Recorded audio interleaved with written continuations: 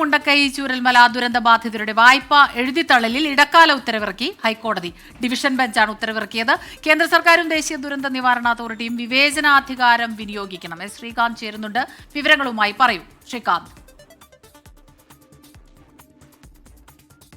ഏറ്റവും പ്രധാനപ്പെട്ട വാർത്ത അത് മുണ്ടക്കൈ ചൂരൽമല ദുരന്ത ബാധിതരുടെ വായ്പ എഴുതിത്തള്ളുന്നതുമായി ബന്ധപ്പെട്ടാണ്. അതിൽ ഇടക്കാല ഉത്തരവിറക്കിയിരിക്കുന്നു ഹൈക്കോടതി ഡിവിഷൻ ബെഞ്ച്. കേന്ദ്ര സർക്കാരും ദേശീയ ദുരന്ത നിവാരണ അതോറിറ്റിയും തങ്ങളുടെ വിവേചനാധികാരം വിനിയോഗിക്കണമെന്ന് ഇടക്കാല ഉത്തരവിൽ ഹൈക്കോടതി പറയുന്നു. ബാങ്ക് വായ്പ എഴുതിത്തള്ളാൻ നിർദ്ദേശിക്കാൻ ദുരന്ത നിവാരണ നിയമത്തിൽ വ്യവസ്ഥയുണ്ട് എന്നാണ് ഇപ്പോൾ ഹൈക്കോടതി ചൂണ്ടിക്കാട്ടുന്നത്.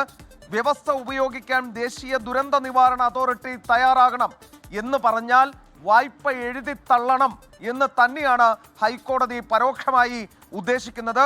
വായ്പ തള്ളാത്ത ബാങ്കുകളുടെ നടപടി ഹൃദയശൂന്യതയാണെന്നും ഹൈക്കോടതി ഈ ഉത്തരവിൽ ചൂണ്ടിക്കാണിക്കുന്നുണ്ട്.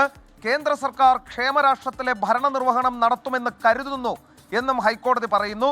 ജീവിതം നഷ്ടപ്പെട്ടവരെ സഹായിക്കാൻ കേന്ദ്ര സർക്കാർ മുന്നോട്ട് വരണമെന്ന് ഹൈക്കോടതി ഈ ഉത്തരവിൽ വ്യക്തമാക്കുന്നു.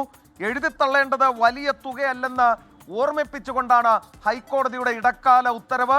ഇടക്കാല ഉത്തരവിൽ കേന്ദ്ര സർക്കാരിന് പ്രത്യക്ഷമായി എഴുതിത്തള്ളണം എന്നതിനപ്പുറം അത് പരോക്ഷമായി എഴുതിത്തള്ളണം എന്ന് തന്നെയാണ് കോടതി ഉദ്ദേശിക്കുന്നത്.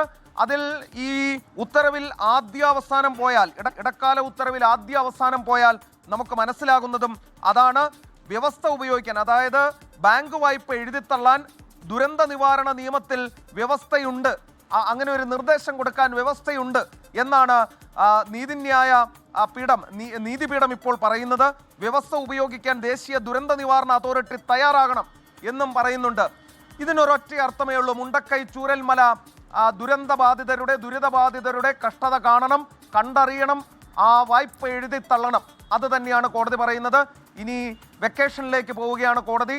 അതിന് തൊട്ട് മുൻപായി ഏറ്റവും മനുഷ്യത്വപരമായ സമീപനം കോടതിയുടെ ഭാഗത്തുനിന്നും വരുന്നു. കോടതിയുടെ ഭാഗത്തു നിന്ന് വലിയ ഇടപെടലാണ് ഉണ്ടാകുന്നത്. അങ്ങനെ മുണ്ടക്കൈ ചുരൽമല ദുരന്തബാധിതരുടെ വായ്പ എഴുതിത്തള്ളൽ ഇടക്കാല ഉത്തരവ് ഹൈക്കോടതി ഡിവിഷൻ ബെഞ്ച് ഇറക്കിയിരിക്കുകയാണെന്നുള്ള വിവരങ്ങളാണ് ശ്രീകാന്ത് പങ്കുവച്ചത്.